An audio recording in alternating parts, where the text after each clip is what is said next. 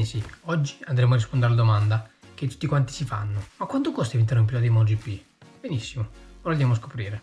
Allora, parto col dire che non c'è una cifra uguale per tutti, perché ce ne può essere uno che vabbè è raccomandato e allora gli pagano tutto, uno che è supportato da un'intera nazione, tipo quei piloti cinesi, che ce ne sono pochi per esempio. C'è chi ha più sponsor che meno sponsor. In questo caso uno scenario di uno che non ha sponsor e non ha alcun tipo di supporto, quindi andiamo a vedere uno che paga tutto di tasca sua e non ha nessuno che lo aiuta in termini finanziari. Allora, di solito nelle diverse categorie si passa anche più di un anno. C'è chi ne passa uno, chi ne passa due, chi ne passa tre, chi addirittura ne passa 5 in una sola categoria. E per questo esempio qua, quindi per fare un totale diciamo alla fine, noi passeremo un anno solo per tutte le categorie. Quindi metti conto che c'è questo ragazzino di 9 anni che vuole incominciare a correre in moto, quindi saltiamo le mini moto. Allora andiamo a fare un campionato con l'ovale che ti può costare dai 4 ai 5.000 euro, insomma i prezzi sono quelli. Dopodiché a 11-12 anni il ragazzino vuole fare lo step, allora dice suo papà: dai, fammi fare un campionato con le mie GP. Quindi a 11-12 anni questo ragazzino va a fare il campionato con le mie GP, gli chiedono 10-15 mila euro, insomma dipende indicativamente qual è la cifra. E quindi già capite che senza sponsor è dura già così. Andiamo avanti e arriviamo alle moto, quindi facciamo lo step più grosso, quindi dai cartodromi agli autodromi, che quelli che tutti conoscete come Misano, Mugello, tutti i circuiti di grosse dimensioni. Di solito si incomincia sulla Premoto 3 perché noi vogliamo andare in MotoGP, quindi rimaniamo sui prototipi. Un anno in Premoto 3 ci potrà costare dai 40 ai 50 mila euro se ci va bene, quindi già la spesa inizia a farsi sostanziale, insomma già inizia a essere una spesa importante.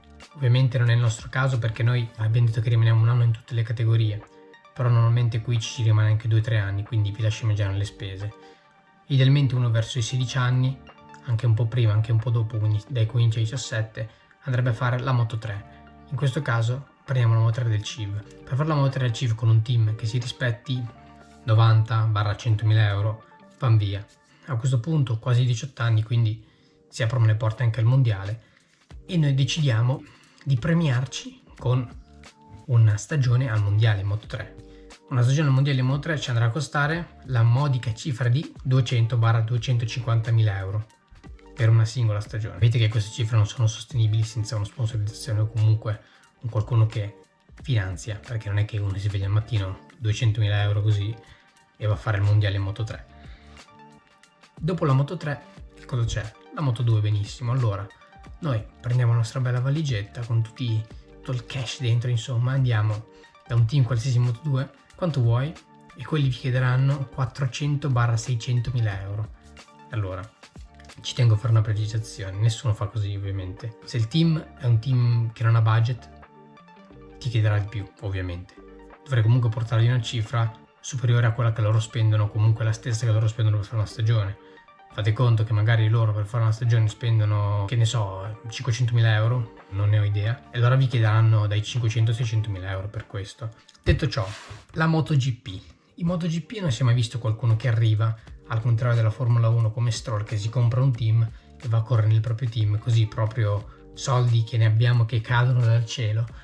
Questo non si è mai visto in MotoGP, appunto, però mettiamo caso che uno abbia proprio zero, ma dico zero merito, quindi vuole arrivare in MotoGP. Cosa fa?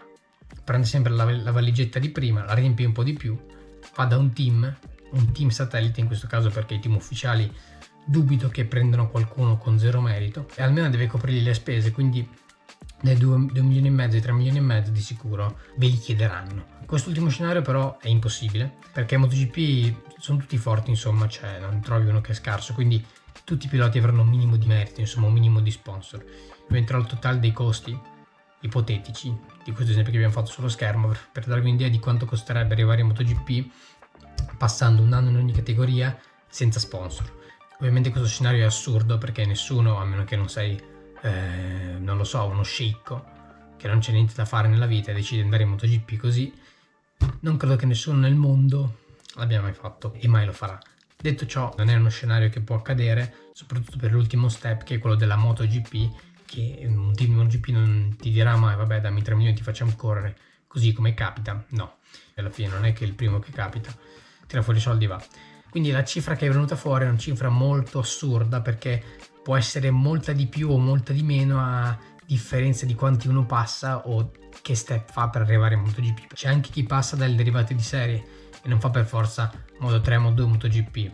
C'è anche chi salta la Moto2 come Miller, oppure c'è gente come McPhee, per esempio, che passa anni e anni in Moto3. Magari ogni anno paga, lui avrà sicuramente gli sponsor nel suo caso, però capite che i costi possono variare. Questo è un esempio un po' atipico, insomma, per semplificare un po' il tutto, però la cifra che vedete è solo un costo indicativo per, insomma, rendergli idea di quanto sia costoso, perché se la gente dice che le moto sono costose, allora non ha visto ancora la Formula 1. What? Bro, what are you talking about, man? Se la volete vedere, magari in un altro video, anche i costi di quella, me lo direte nei commenti. Detto ciò, i più attenti avranno notato che abbiamo la maglietta nuova della nostra Academy, che poi vi presenterò in un video dedicato in futuro. Detto ciò, io spero il video vi sia piaciuto, lasciate un like, iscrivetevi, seguitemi anche su Instagram, ve lo lascio qua, premete sul bottone rosso e ci vediamo al prossimo video.